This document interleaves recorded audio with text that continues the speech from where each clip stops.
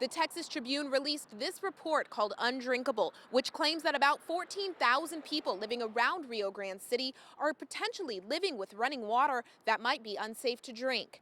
Now, I spoke with the city manager, Elisa Beas, who says that the report accounted for people who live outside of the city boundaries and surrounding rural areas. And although the quality of the water in those areas is out of the city's hands, she says the water issue is one that has profound effects for the city itself.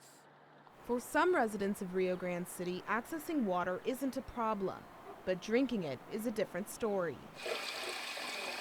Porque para mí pues es el mejor. For me, this is better quality because I don't like drinking faucet water because it tastes like chlorine. City manager Elisa Vea says a recent Texas Tribune article, which reported that more than 14,000 residents might have running water that's potentially unfit to drink, was too general. The water is clean and it is safe.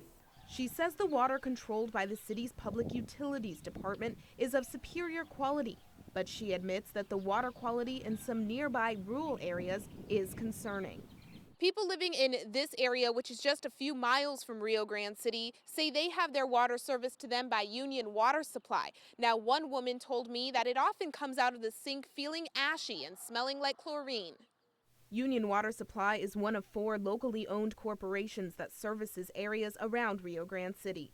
They refuse to comment on this story. Mayor Villarreal says although the city sells the water to the corporations, they can only do so much once the water is in their hands. Once it leaves our system and enters their system, we can't account for their storage capacities. We can't account for their ability to transmit the water in an efficient way with proper pressure. He says the issue of supplying clean and affordable water to residents is a struggle between the city and water corporations, one that gets in the way of economic growth.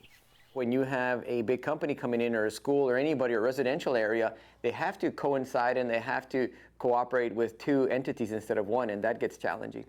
According to City Manager Veas, development in the city has posed a challenge to those locally owned corporations.